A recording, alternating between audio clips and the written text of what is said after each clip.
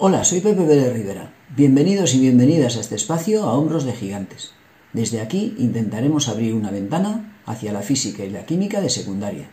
Si la propuesta te parece interesante, ánimo y vamos al lío.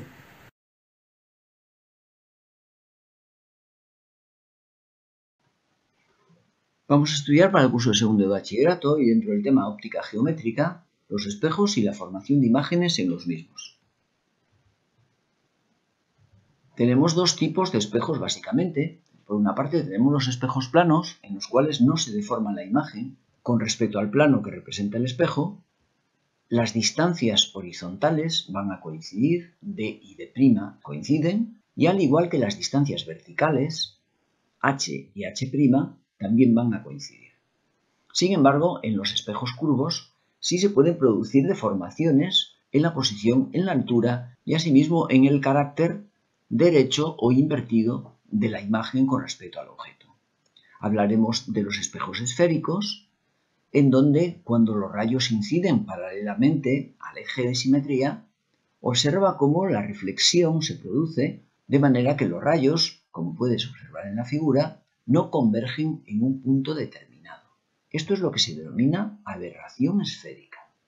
Si queremos que los rayos converjan en un cierto punto, observa que esto ocurre en los puntos cercanos al eje de simetría. Habría que eliminar la reflexión en los puntos más alejados de ese eje de simetría para conseguir que todos los rayos que inciden en el espejo puedan confluir en un mismo punto. Esto es una propiedad característica de los espejos parabólicos. Cuando los rayos inciden paralelamente al eje del espejo, todos ellos van a confluir en el foco.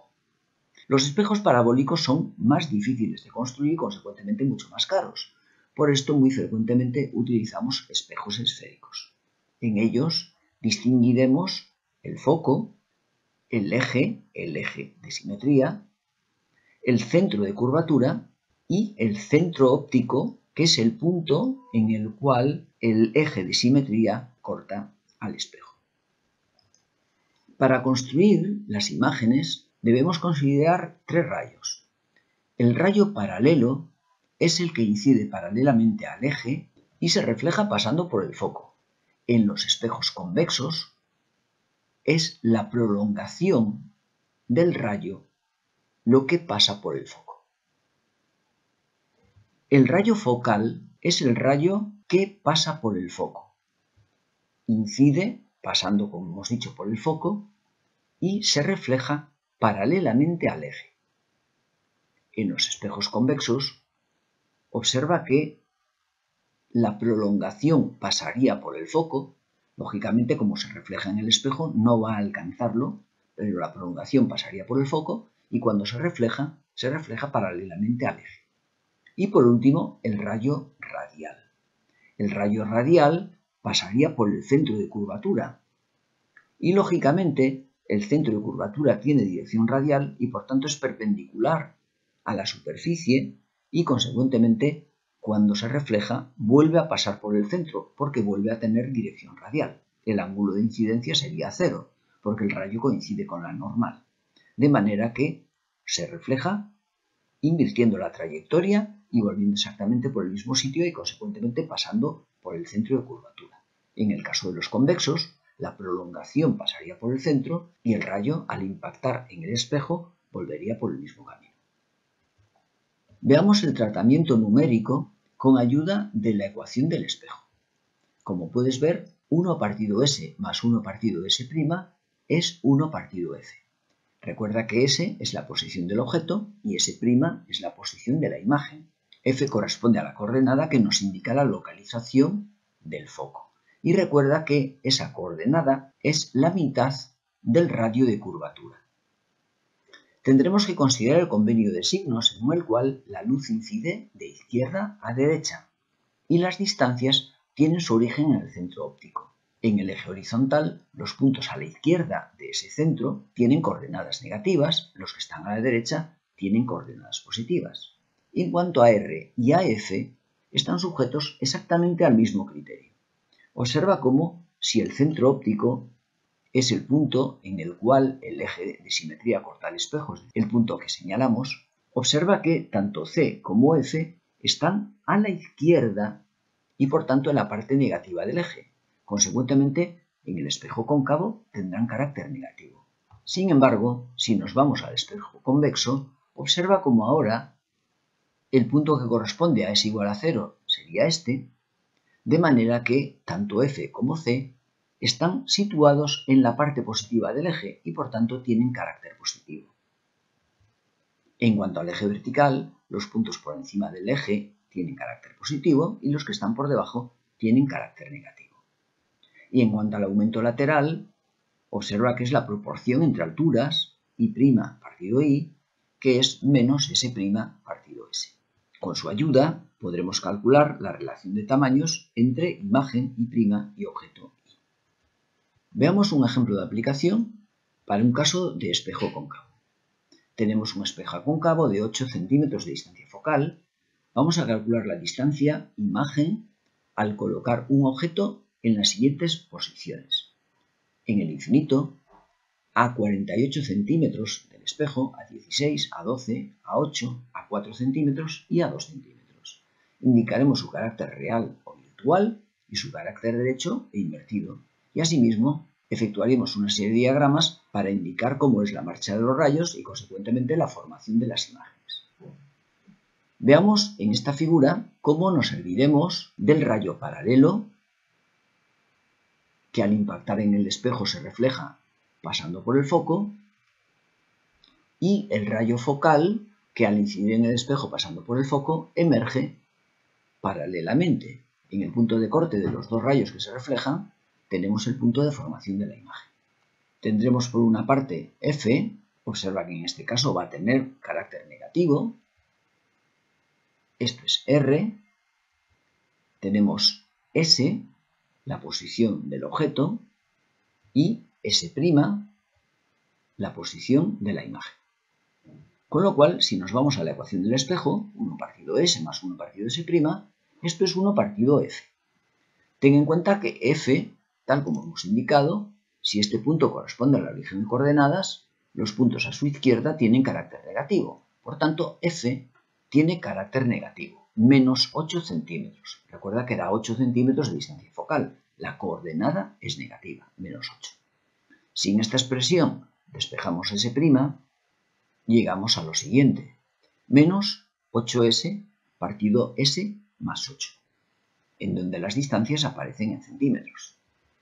Ten en cuenta además que el aumento lateral vendría dado como la proporción entre la altura de la imagen y la altura del objeto menos S' partido S.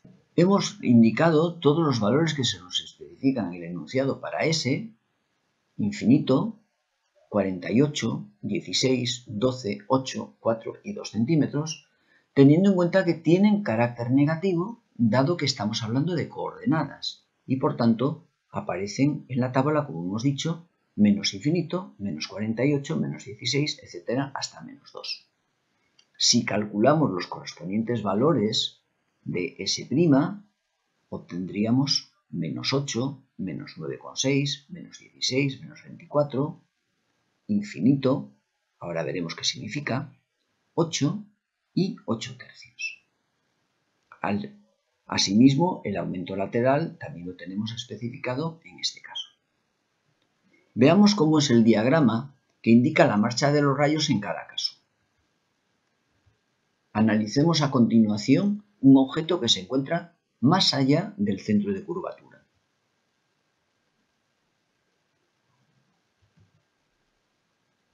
Trazamos el rayo paralelo que emerge pasando por el foco y trazamos el rayo focal que emerge paralelamente al eje.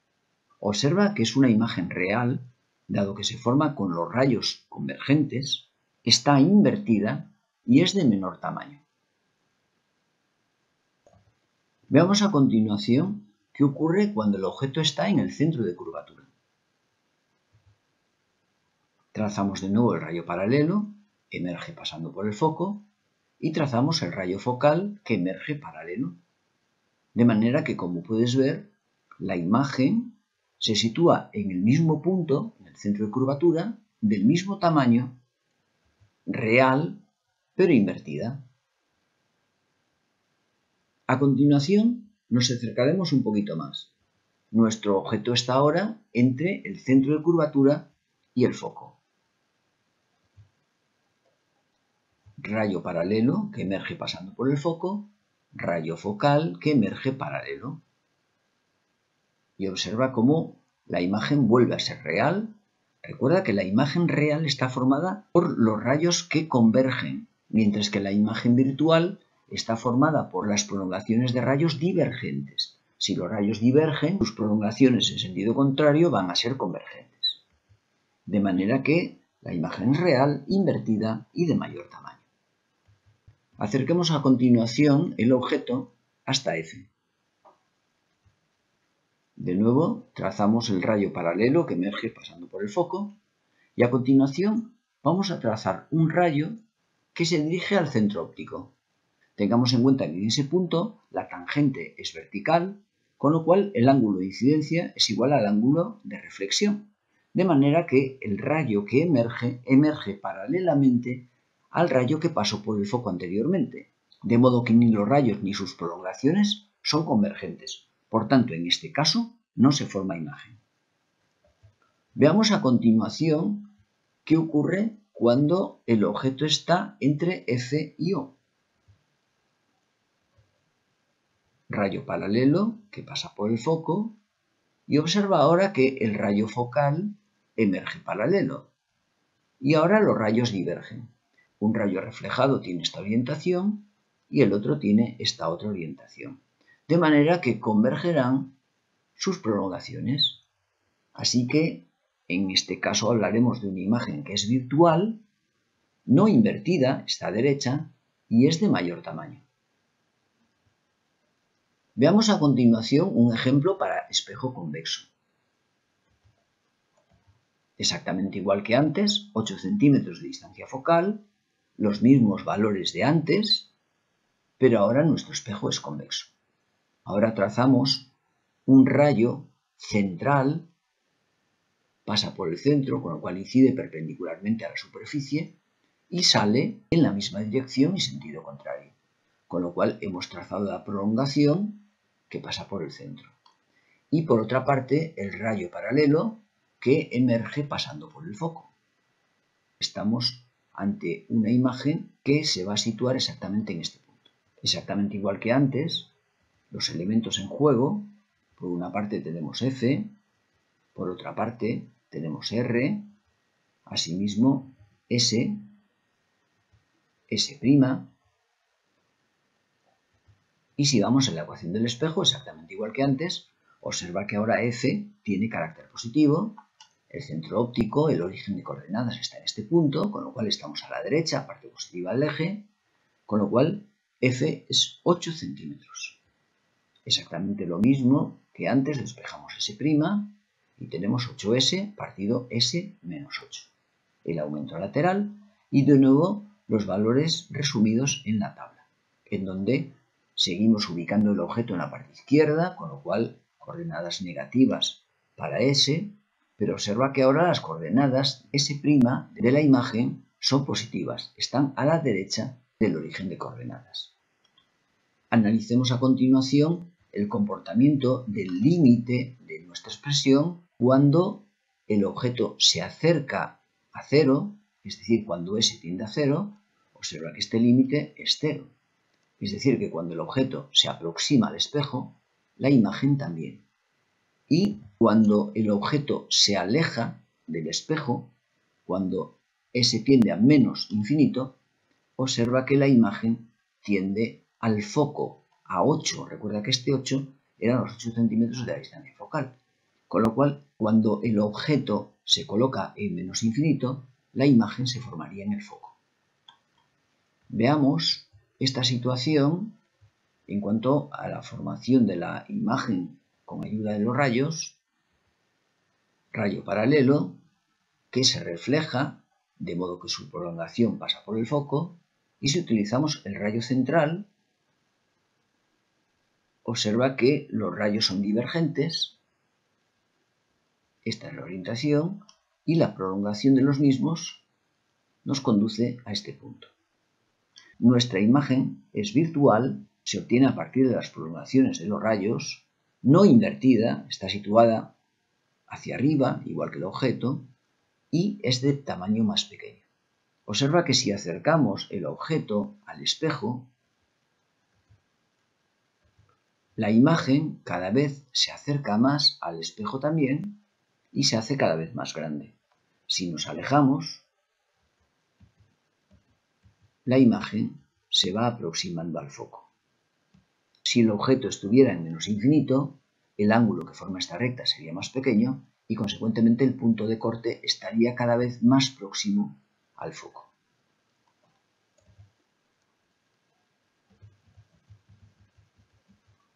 Y es todo en esta ocasión. Si te pareció interesante la propuesta, nos vemos caminando entre la ciencia como siempre, subidos a hombros de gigantes.